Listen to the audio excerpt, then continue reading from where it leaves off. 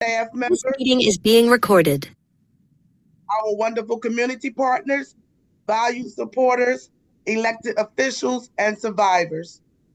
I hope you are ready to hear about the exciting work Women Against Abuse has been up to this past year, as well as what's next on our horizon. We have a packed agenda, so let's get to it.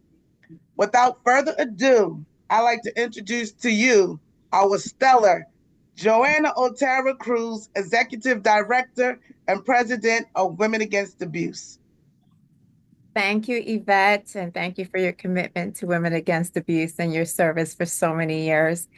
Buenas noches a todos. Good evening, everyone. It's so wonderful to see so many familiar faces and new friends here tonight.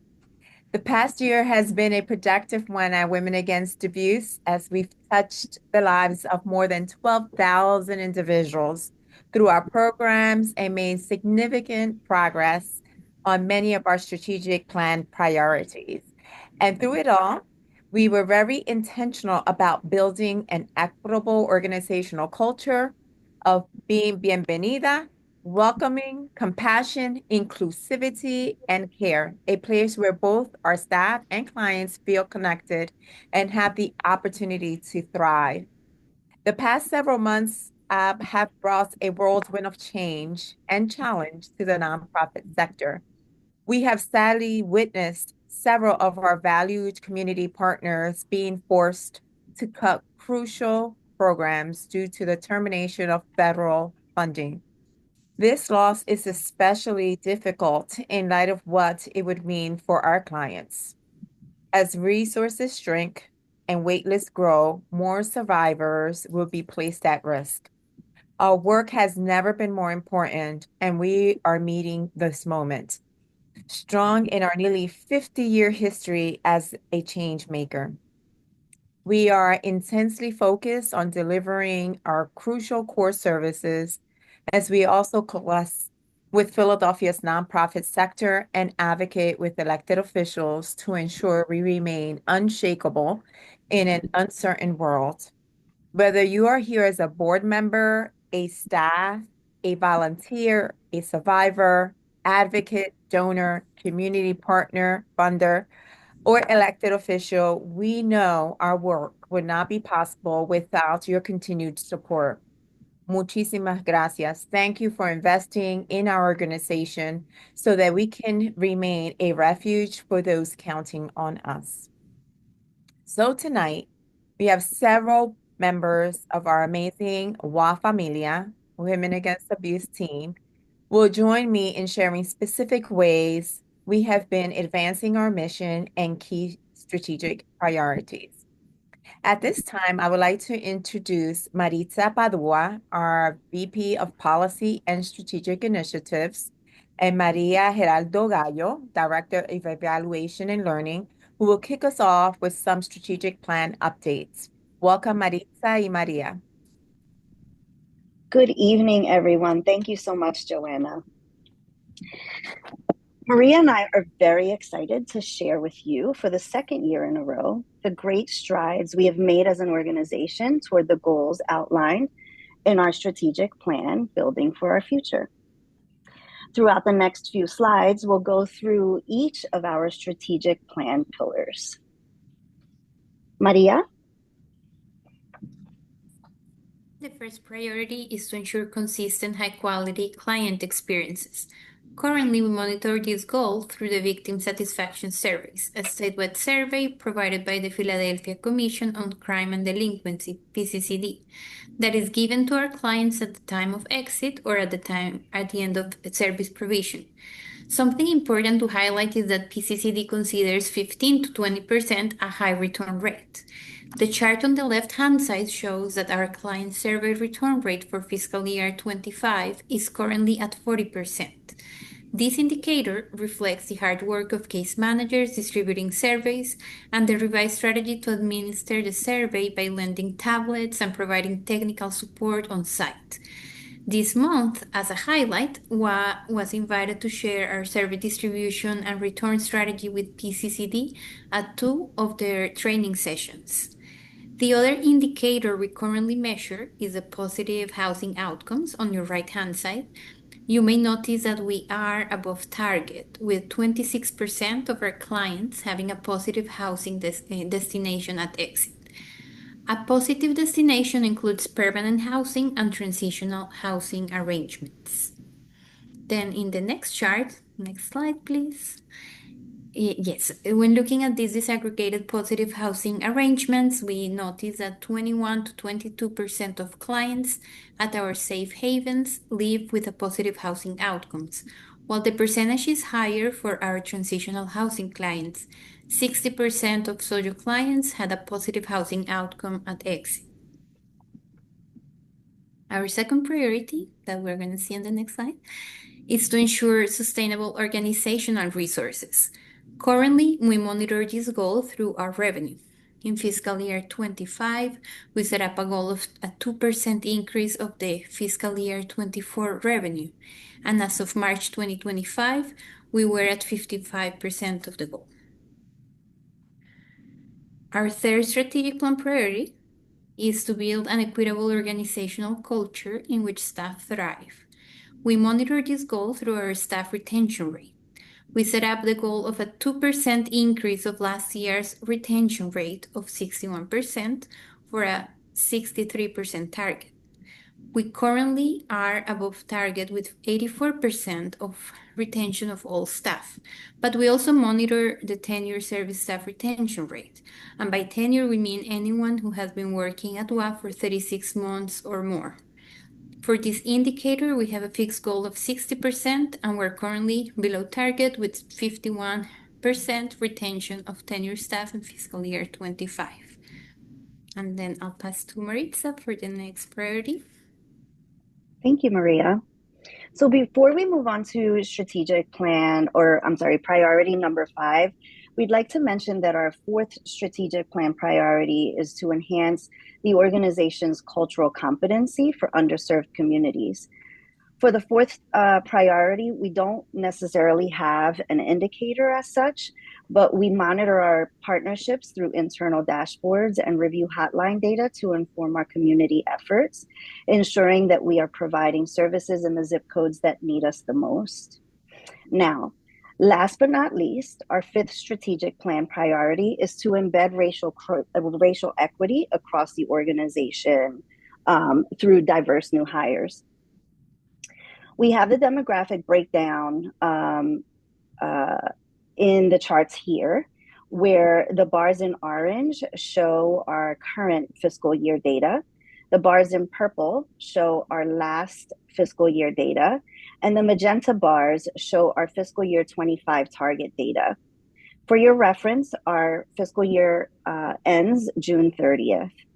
The chart by race and ethnicity is on your left-hand side, where you can see that 25% of new hires in fiscal year 25 identified as biracial, 63% of African American, and 13% as white. 75% of new hires, the chart on your top right-hand side, identified as female and 25% as male.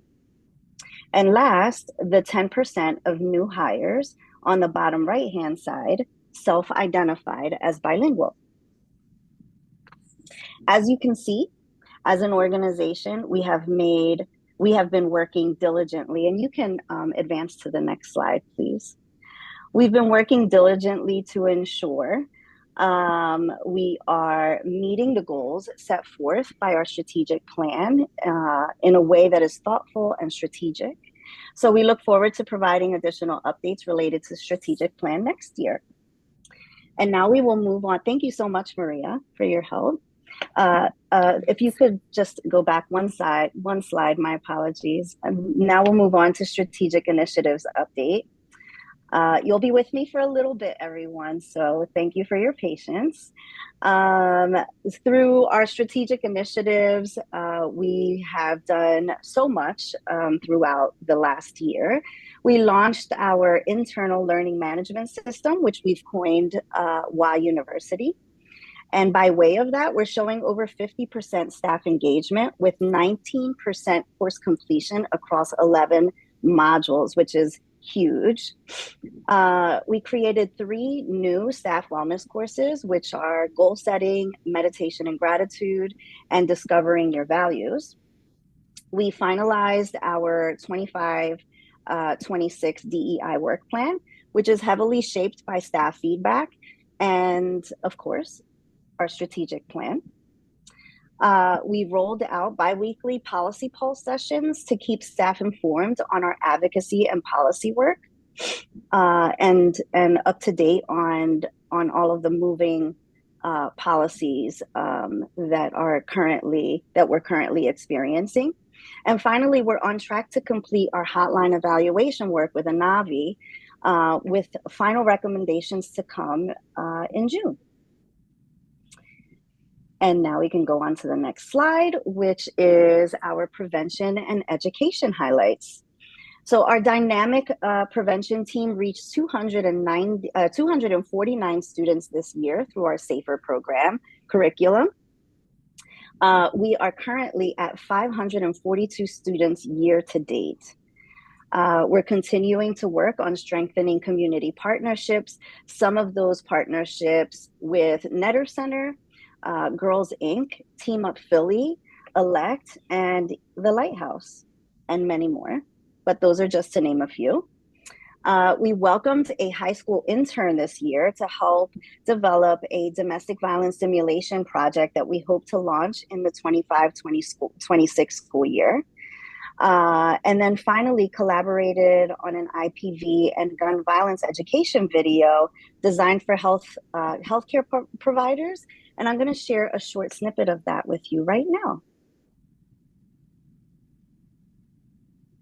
At the time, my partner definitely did have a gun. It was drawn once. Assume that the possibility of gun violence is there. I don't think they know what to do if they get a yes, my home does have guns. Firearm relinquishment is one tool that a survivor can access. The Philadelphia Sheriff's Office does give out gun locks for free.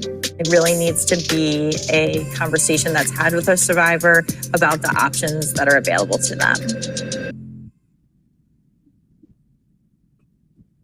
Thank you. That video was developed in partnership with Shared Safety. So we are very excited to share that short snippet with you today. The full video can be found on the City of Philadelphia's YouTube channel, by the way. Up next, we are going to go over policy department updates. We were lucky enough to welcome a policy intern from Drexel University this year. Sabina is leading the efforts in maintaining our policy tracker and legislative monitoring as well. This is how we support monitor bills related to reproductive rights, economic security, bail reform, victim protections, and more.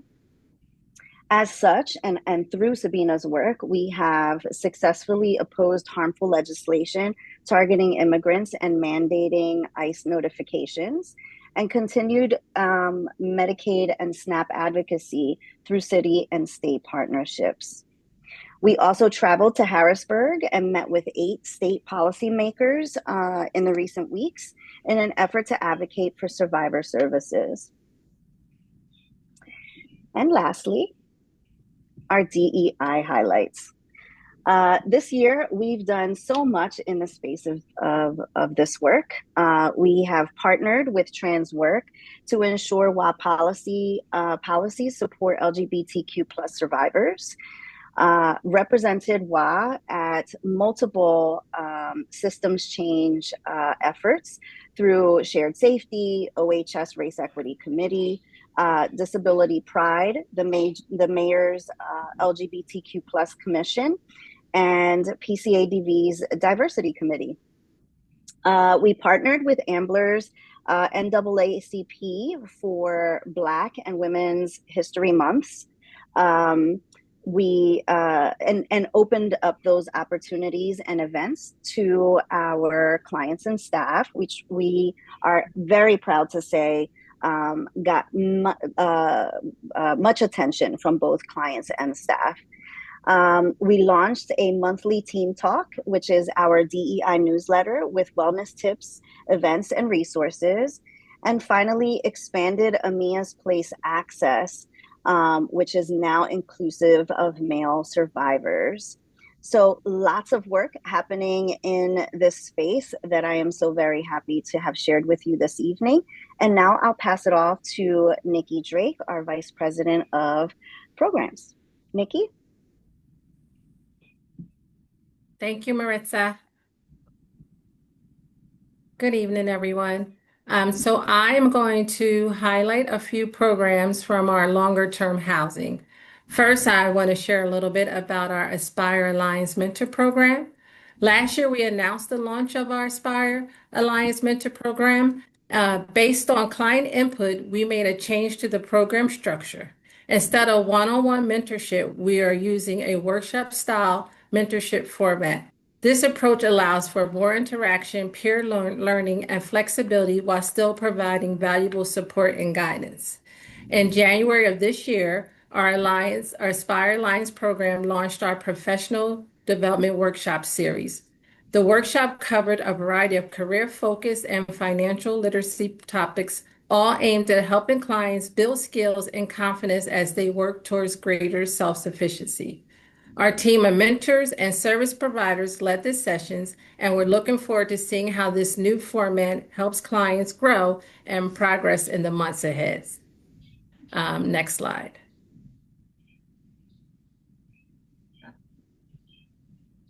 Thanks. So we are thrilled to share that we secured both FAIR and OBW grants. These grants make it possible to provide families with 12 months of subsidized, stable, and independent housing, helping them to build a stronger foundation for the future. We have officially begun serving clients through these programs. It is a meaningful step forward, and we're already seeing the positive impact that stable housing is having in the lives of the family support. We also make sure that our clients understand that support doesn't end when they exit the program. Even after exiting program, they are welcome to reach out as their needs change, ensuring they continue to feel supported on their journey towards safety and stability. Also, during the past year, we hired a DV and homeless service coordinator who provides trauma-informed and culturally sensitive screening and assessments for persons experiencing IBV, sexual violence, and/or trafficking. They also provide support for survivors navigating the process of securing safe housing and serve as a liaison between Philadelphia's homeless service provider, community organizations, and social service networks to improve systemic responses and coordination of services. To date, in this current fiscal year, we have served over 100 head of households, and our numbers served continue to increase, reflecting both the growing need for services and the positive impact we're having. The DV and Homeless Service Coordinator is located at OHS's General Shelter Intake Site and is dedicated to providing compassionate support to clients, including safety planning, emotional encouragement, and assisting with fast-track placements into the safe haven when possible. In addition to addressing immediate housing needs, we work to connect each head of household with resources tailored to their specific circumstances, whether that's legal advocacy, behavioral health services, recovery supports, or career development opportunities. Now I would like to introduce Molly Callahan, the Legal Center Director. Thank you, Nikki. Good evening, everyone. And now I'm honored to get to talk a little bit about the work that the Legal Center has been doing over this past year. So the dedicated and compassionate Legal Center team continues to assist more than 3,000 survivors per year. Last year, Legal Center attorneys represented over 1,000 survivors in family law cases, including in long-term protection from abuse, custody, and support cases.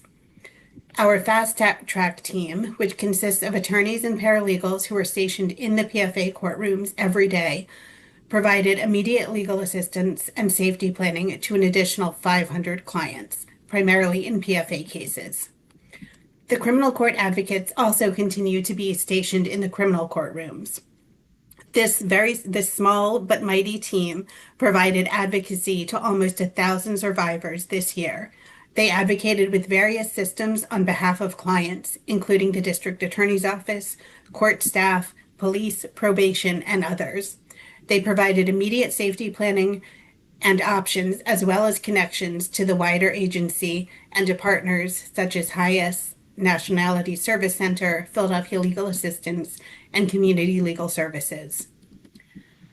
Our front desk coordinator and our telephone counselor continue to serve as the initial points of contact for survivors who may be reaching out for help for the very first time.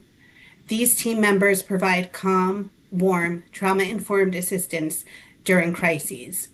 They provide options counseling, safety planning, and referrals for in-depth services.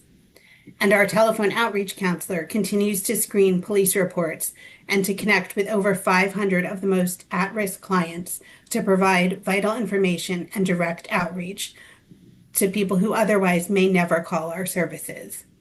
We are so grateful for the dedication and hard work of the entire team who are truly making a difference for survivors every day. Next slide, please. While the Legal Center team provides direct help to over 3,000 victims, we also assist additional survivors through the systemic work and expertise that we bring. Our staff continue to be recognized as experts and to hold leadership positions in the wider community. This past year, PFA Supervising Attorney Nadej Tando was elected chair of the Family Law Section at the Bar Association, and Custody Supervising Attorney Mary Kate Kilsenich was elected to the Board of Governors at the Bar Association. Both Nadej and Mary Kate ensure that survivors' needs are at the forefront of the Bar Association and across what private attorneys are doing as well.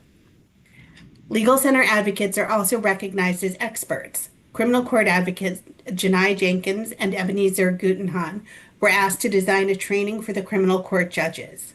Their advocacy and expertise makes a difference for their survivors who they assist each day, but also for all survivors. We continue to train judges, police, child welfare staff, and private attorneys. This year and in the coming years, our partnerships will be more important than ever. We work closely with legal agencies such as HIAS, Nationality Service Center, Community Legal Services, and Philadelphia Legal Assistance. With these partner agencies, we continue to comment on legislation to ensure that survivors' needs are kept in the minds of legislators. We refer and receive referrals, and we provide and receive trainings amongst these partners so that there is a wide safety net for clients. As the needs of survivors continue to be great, and as we see some services shrink, these networks will be increasingly important to get survivors the in-depth support that they need. We also continue to work on Act 79 and related gun relinquishment issues. We meet monthly with law enforcement, courts, and the city to improve gun relinquishment in domestic violence cases. You may remember that last year we had just applied for a Department of Justice grant, which would sustain our life-changing services and would also fund a new position, a coordinator housed in the city's Office of Domestic Violence Strategies. I am delighted to let you know that we received that grant and that we, within a few weeks, should be able to hire that coordinator. It was a highly competitive grant, and this project really should ensure much better outcomes for survivors. Next slide, please. Finally, I want to highlight just one of our many cases. In one recent case, the criminal court supervising attorney, Eileen Horgan, made and won a novel legal argument. Our client, who we will call Chantel, first met with a criminal court advocate a number of years ago. After years of abuse, Chantel felt able to go forward with the criminal case with the advocate's support. From that first listing, the advocate assisted her during the case and referred her for help with protection from abuse and a divorce. Through our partnership with Philadelphia Legal Assistance, we were able to get Chantel help with her divorce. And we also represented her in the PFA case. She did receive a PFA, and eventually her abusive partner was convicted of aggravated assault and sentenced to 5 to 10 years. While incarcerated, however, he repeatedly mailed Chantel letters and called her. Our advocates and attorneys advocated with the prison so that he was blocked from calling her, and they worked with her to extend the PFA and also on criminal contempt charges. Even after the criminal contempt conviction, though he no longer contacted Chantel directly, he did continue to mail dozens of letters to her address. However, the letters were addressed to an adult family member rather than to Chantel. The Women Against Abuse attorney filed another petition to extend and a contempt petition. At trial, Chantel testified that she believed the letters were meant for her and that the letters frightened her. Based on her in-depth knowledge of her now ex-husband, she believed the letters were a threat to harm her and also a threat to return to her home as soon as he is released. The attorney successfully argued for the admission of the letters over the other party's objection, and after a lengthy trial, the case was held under advisement. The Women Against Abuse attorney requested the opportunity to submit written arguments, and after reviewing the written arguments, the judge granted Chantel's request for an extension and admonished her ex-husband. Chantel has not had any contact from her ex-husband since the hearing and is experiencing peace for the first time in many years. As always, I am in awe of the strength and perseverance of our clients, and I am so grateful for our amazing team and the partnerships we have. And with that, I will turn it over to Beth Vogel, Vice President of Advancement. Thanks, Molly. That was such a empowering and emotional story. That was great. Thank you, Molly. Hi, everybody. Yes, I'm Beth Vogel, VP of Advancement, and I want to talk to you about a fun thing. So, Dish It Up is our big fundraiser, and it's taking place June 11th at the Crystal Tea Room in Philadelphia.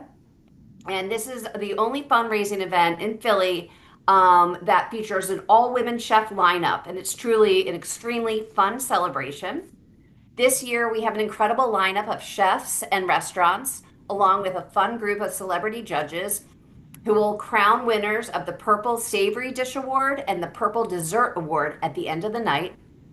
And we're welcoming back our fabulous MC this year, Anya Lachelle, who is NBC 10's lifestyle and entertainment reporter.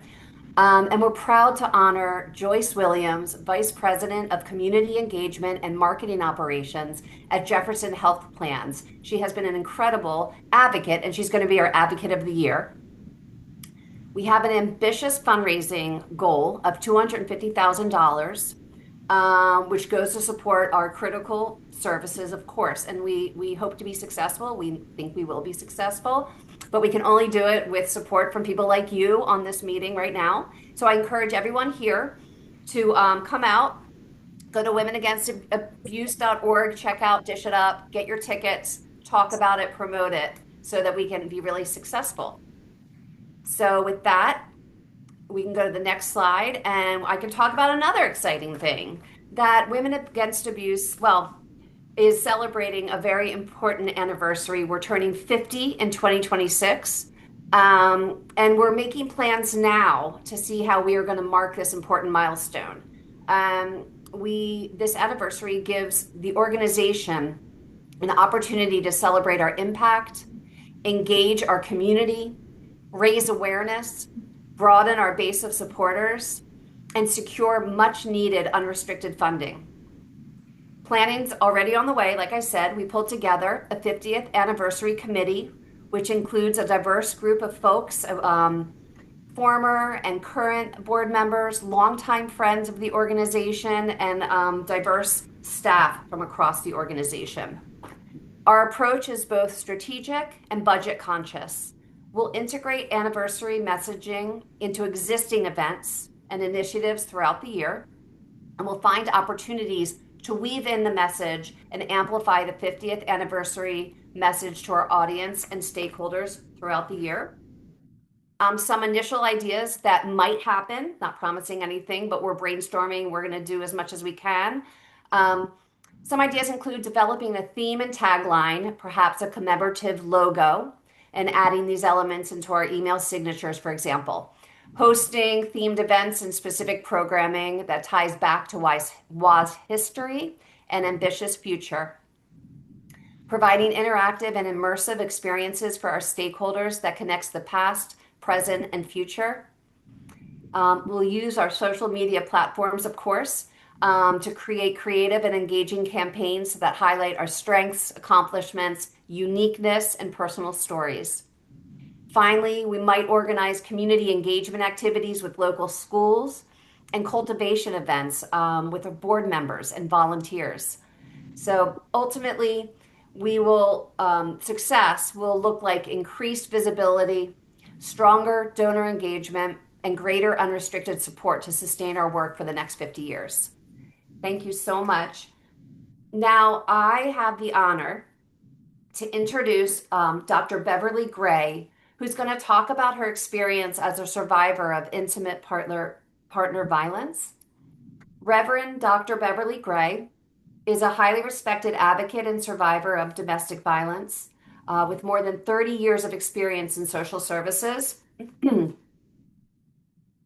A former staff member of Women Against Abuse, she has dedicated her life to empowering survivors and transforming communities. As an ordained minister, author, and dynamic speaker, she founded The Balm in Gilead, a domestic violence intervention ministry that equips faith leaders to become powerful advocates in the movement to end intimate partner violence. Dr. Gray also serves as program director at Self Inc.'s Men's Shelter and is an active member of the Pennsylvania Coalition Against Domestic Violence Survivor Network and Women of Color Caucus. Her work stands at the intersection of faith, healing, and justice, and we are honored to hear from her this evening. So without further ado, I would like to turn the floor over to Reverend Beverly Gray.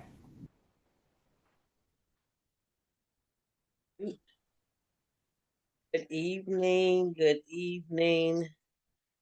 to my WA family. I'm so excited to be here and let you all know that after all those years of working there, what you've done for me in my life. For those who don't know me, I am Reverend Dr. Beverly Gray, ordained Baptist minister who had to relocate from New York City running for my life. I was married to a presiding elder in the church, and I was also a pastor of a church in New York City. I have 2 children. I now have a grandson, the love of my life. But when I lived in New York City, nobody really knew what I was going through being a minister.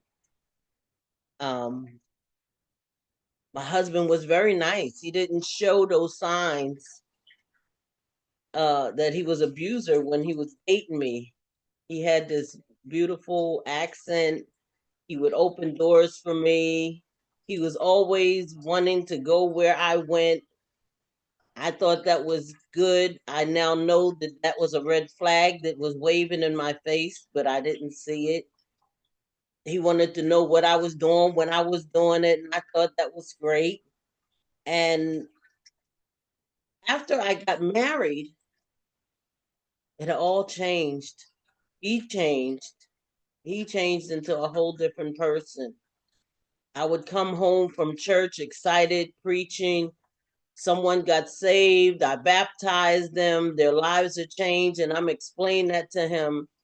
And then the abuse started. And I'm wondering, where did this come from? I guess it was jealousy, but it wasn't good. He slept with a machete up under the bed every night. And when I moved here from New York, I was a program director at the Welfare Center in New York. And, we had a little office. It was called Advent, Aid to Domestic Violence Clients. They had no idea that I was even going through that when I worked in that unit because I was so embarrassed. I'm a minister. I'm telling people to trust God and you're going to be all right. And, meanwhile, I'm going home and I'm getting beat up. He quit his job. I had to give him my money, or else when he came up to the job on every payday to get his money, it would be a problem. It got so bad till one day I actually told my pastor, I said, you know, things are really rough at home. He's beating me up and it's bad. The neighbors are complaining. And my pastor says to me, well, what did you do to him to make him act like this? So now my religious leader here, who I think I can go to for help, is saying that I'm the problem. So I don't have anybody to go to. I go to church and I'm crying. Now we go to church and sometimes we're so happy we're waving our hand, but you can tell the difference between somebody being sad and somebody being happy because God is blessing them. So eventually I had enough because I told my mom and she said, that's enough. You got to leave. I'm like, Mom, I have all these years with the city of New York. I don't want to give that up. She said, but you got to go. So my daughter was in her last year of school. So I would drive when I finally moved here to Philadelphia. I would drive, get up 5 o'clock in the morning, drive to New York, drive back to Philadelphia. I did that for a year straight because it was hard for me to find a job while I was here. And I searched and I searched and I saw Women Against Abuse needed house parents. So I put in my application and I was an overnight house parent. So I did the 11 to 7 shift. Eventually I got to change to the 3 to 11 and I finally got to the 7 to 3 and I went to school.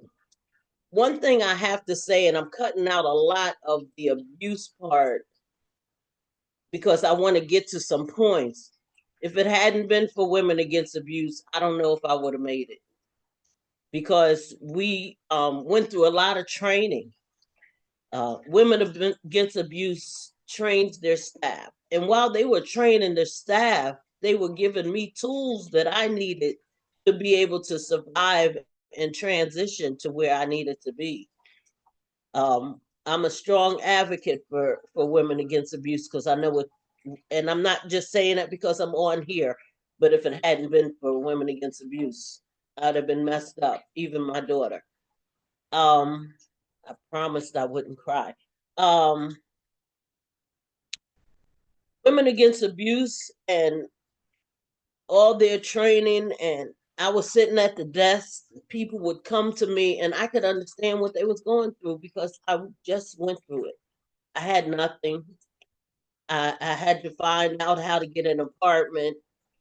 And what bothered me is when I transitioned from New York. Now I had good money in New York. I drove a Volvo, all of that, and I lost it all. And I got here and I had to ask for help.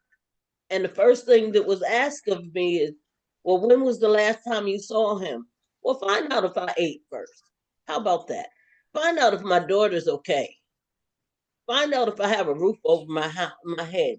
And then we'll talk about him. Okay. So eventually I got myself together. I got my head together and I share that women of color, especially Black women, I'll say it, Black people have a hard time with therapy. I had to go to therapists because I suffer with depression. So while I was at work, I would have moments of depression. I couldn't tell nobody because I was scared to get fired, first of all, and I needed my job. I was scared because people would judge me, so I wouldn't ask for help. I'm so grateful again that there was resources out there that we were sharing with the residents that I was able to use for myself. I eventually got myself together and I went to school and kept going to school. I got my master's in human services while I was at Women Against Abuse. After work, I would go to school on Saturdays. I got my MBA, business administration. I got my doctorate of divinity, and now I have my doctorate in business. All because I finally got myself together. And then God blessed me with a ministry because churches, not just the Christian, but all faiths, should know that they're a refuge for people like us. And if they don't know how to help folks, they won't help folks. So the Balm and Gilead ministry, I teach and train DV 101. I help them understand how to recognize the signs. That lady sitting in the corner needs help, and she needs to be able to trust who she talks to. And not that it's going to be spread around the whole church or synagogue or community place where they're meeting. They have to know, where's the resources? Where can I go to get, thank you, Molly. Thank you, Molly. Thank you, Molly. Where can I go to get some legal help? Because if I go outside, I'm going to be scared I'm going to run into him. How can I get some help? Churches need to, religious leaders, that religious community needs to know these things. And most of all, the mental health piece. We need to have mental health advocates in the schools, because teachers don't even know how to deal with it. The students come there and they don't know how. My daughter had to deal with it. Mental health is a strong piece of what we have to do to help one another. I thank you for allowing me to share this. And if there's anybody who needs my help, I'm a survivor now. I might be crying now because I'm remembering that stuff, but I'm stronger than I ever been. I'm that person that somebody can say, can I get out of it? Yeah, there's life after abuse. You do not have to stay in it. You can be strong enough to go ahead and help somebody along the way. And I thank you. Thank you for this time. Thank you for the work that Women Against Abuse is doing. There are men out there. I didn't share it before, but my son, as a result, was abused by a girl because I told him, don't bother those girls. Don't fight with the girls. And the girl was very abusive to him. Again, I had some resources to get him help. I thank you for this time. I thank you for all the work that you're doing. And if there's anything and anytime I can help Women Against Abuse to promote what you do, I'm here for you. Thank you for your time. Thank you, Dr. Reverend Beverly. What an inspiration you are. Definitely just courageous to share your story tonight. Thank you so much for everything that you do for survivors. And again, for sharing your story with us today. Your experience underscores the crucial need for awareness and understanding of intimate partner violence.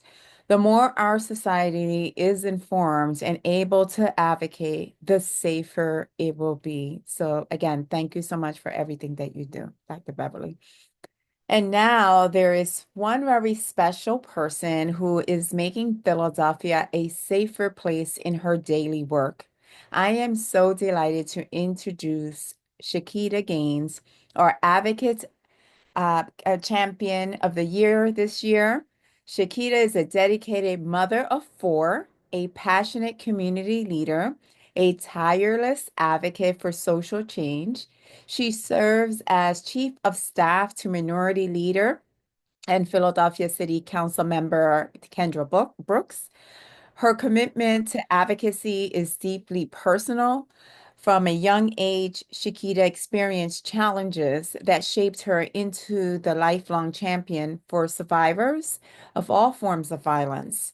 She is a child survivor of intimate partner violence and stayed at Women Against Abuse, one of our shelters. She promotes healing through therapy, support networks, and policy change aimed at disrupting cycles of trauma. She is also a spokesperson who shares her story to shine light on intimate partner violence and will be debuting a powerful video of Shakita's story at our upcoming fundraising event next month. Dish it up. Outside of City Hall, Shakita is a fierce proponent of youth leadership and trauma-informed care.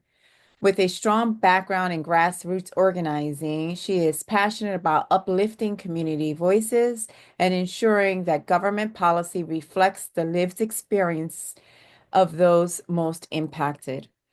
Shakita leads with compassion, resilience, and an unwavering belief in transformative power of collective action to improve lives and community. It is my great pleasure to present our 2025 Advocacy Champion Award to Shakita Gaines. Okay, that's a lot. I didn't even think I was gonna cry, y'all. I think first and foremost, Dr. Gray, thank you so much for sharing. I love you, sis, for real, in real life. First of all, I will never call you Beverly in the street. You earned your doctor, so you won't always get doctor when you see me. Praise be to God.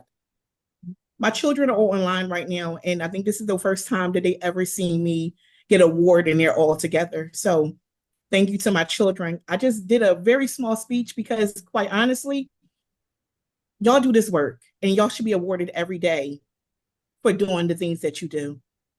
I appreciate you and I'm grateful for you. And see this? It is going on my mantle and one of my greatest achievements because this is a life story. It's my mother's story. But it belongs to me as well. So here we go. Good evening, everyone. I am deeply honored to receive the Advocacy Champion Award from Women Against Abuse. Thank you for this incredible recognition and your unwavering commitment to survivors and justice for thousands of women like me. Tonight, I sit here, not just as an advocate, but as a daughter and a mother. I celebrate my mother's victory in conquering the pain and silence of being abused. Her strength taught me resilience. Her survival taught me courage. I also stand here in gratitude to my children who have loved me through my own journey of healing from my childhood trauma. Their love has been my light, my anchor, and my greatest motivation. This award is not just for mine, it belongs to all of us who have turned pain into power and use our voices to ensure others are heard, protected, and free. Thank you again for this honor. I carry it with humility, strength, and deep commitment to continue the work until safety and dignity are a reality for everyone. Thank you so much, Women Against Abuse.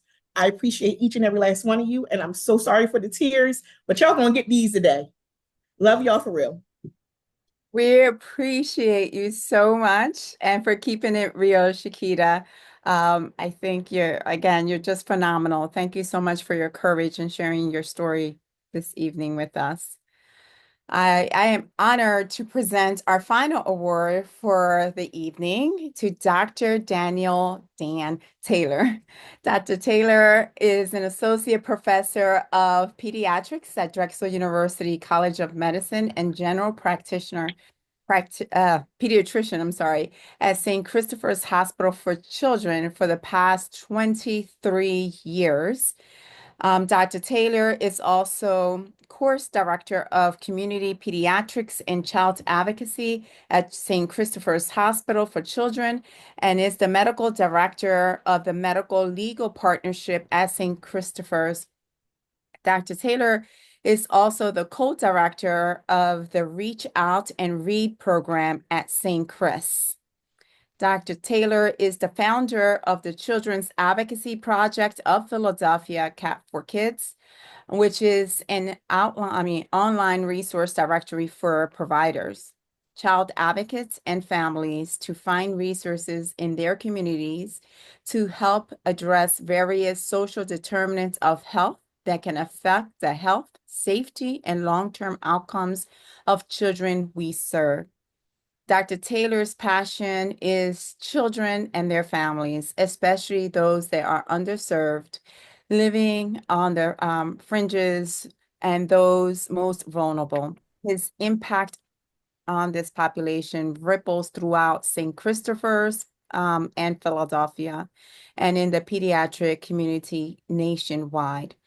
Dr. Taylor and his team offer regular health screenings at our emergency safe havens, and even hosted a holiday party for the youngest ones in our care, which is about 60% of our clients in shelter. He has been a longtime partner, I believe 18 plus years of Women Against Abuse and supporter. Dr. Taylor, we are deeply grateful to you for everything that you do, for always being presente, and it is my honor to congratulate you on being our volunteer champion this year, 2025. Dr. Dan Taylor.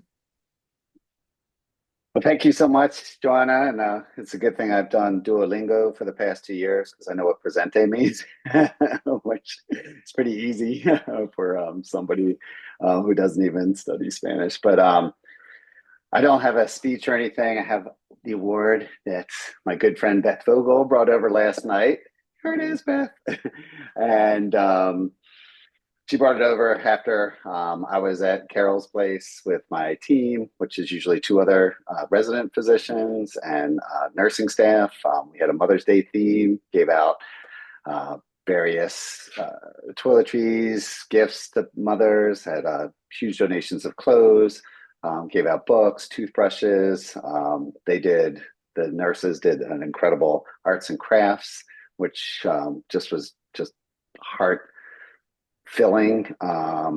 Just briefly, thank you so much for that introduction, but we have been coming to the Women's Against Abuse Shelter since 2007, July of 2007. We had to stop during the pandemic, then restarted again in June of 2024. And I was just thinking about this time, and what I want to say, one is, of course, that every single person on this call, the survivors are obviously our heroes.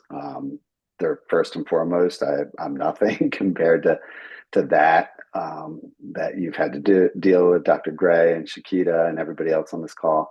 I also want to thank Women's Against Abuse for being a teacher for me. I went through medical school, residency. I've been a pediatrician for 27 years, but for the past 18 years, Women's Against Abuse have given me a greater education than anything I ever learned in medical school about humility, about bravery, about humanity, I could go on and on and on. I mean, I'm going to tear up as well a little bit, just because the gifts that I've been given over the years just made me, we have all, as you guys all know, we have one life and that's it. There's nothing else.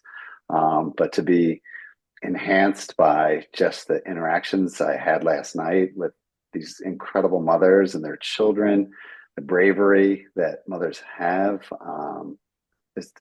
the words don't even describe, you guys who are survivors and who are, helping heal their survivors. This is a 24/7 7 days a week, not sleepless nights. It's everything.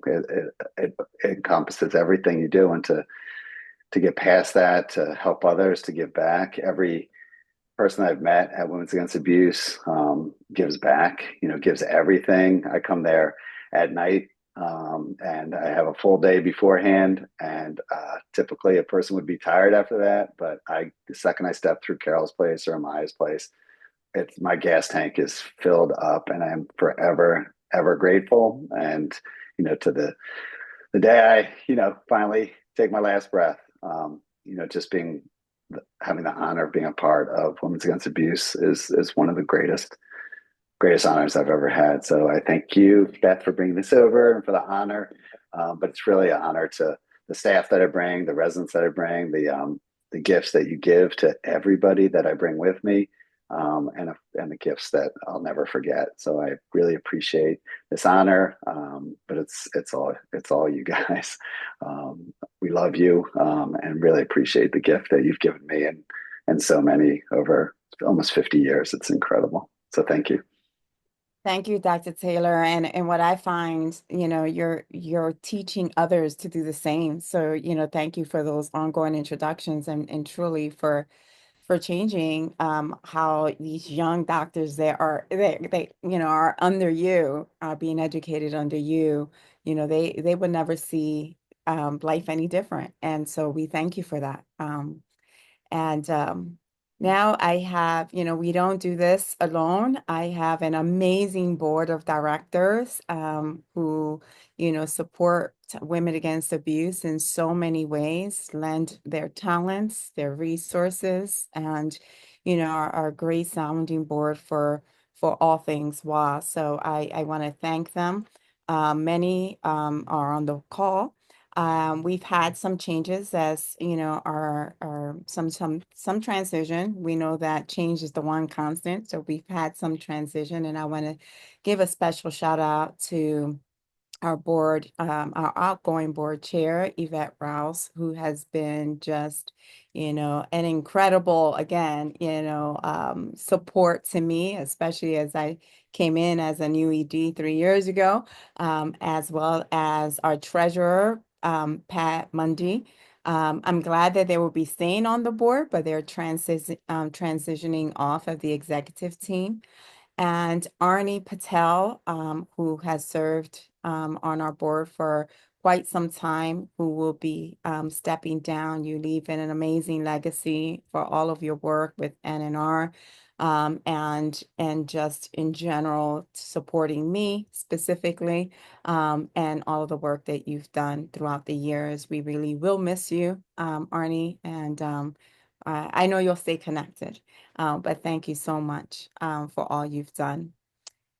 With change, we have a new board member, Rachel Moran, who will be starting in July. She was just voting in tonight. So, we're happy to have you on board, Rachel. But Rachel is no stranger to Women Against Abuse.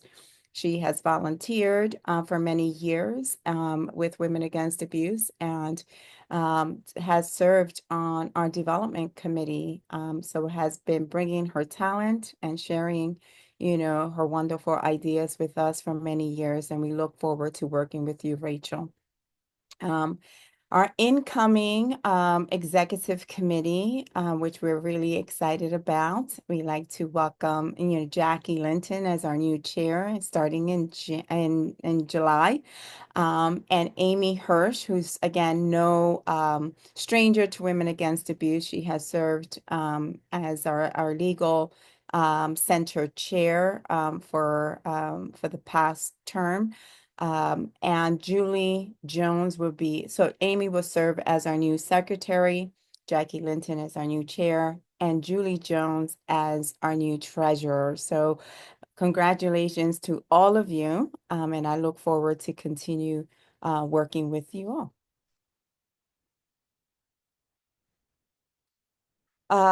And this is a somber moment right now.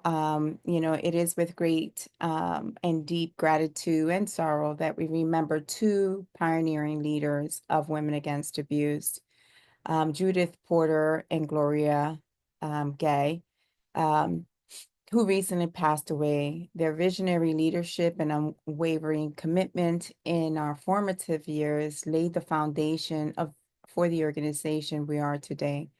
Dr. Judith Porter, a distinguished professor and former chair of the psychology department at Bryn Mawr College, was a relentless advocate for social change. Her work extended beyond academia into community activism, including her service on the board of Women Against Abuse, her dedication to marginalized communities, and her efforts in harm reduction and addiction treatment profoundly impacted countless lives and led to numerous awards.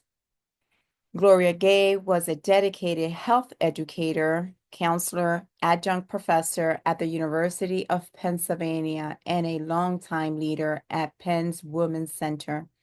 She played a crucial role in shaping Women Against Abuse mission and services as a cherished member of our founding board. We extend our heartfelt condolences to Judith and Gloria's families and loved ones. Their legacies continue to inspire our work and commitment to ending domestic violence. I would now like to hand things back to Yvette to conclude our time together. And once again, muchísimas gracias. Thank you. Everyone, I just want to say thank you to everyone who attended tonight. You felt it not robbery to come and spend some time with us.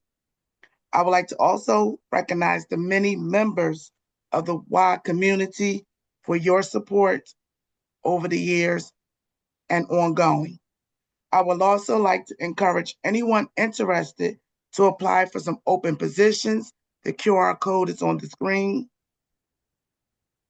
And then there's ways that you can engage, and those are on the screen as well. And don't forget to join us for Dish It Up on June 11th. And finally, what I would like for everyone to do, so you all can feel like you are participatory in tonight's event, is raise your hand and give yourself a big hug and know that Y loves you and feel the energy. And thank you once again. I hope everyone have a good night. Thanks, Yvette. Thanks, everybody. Thank you, everyone. Thanks, Yvette. Thanks, everyone. Welcome.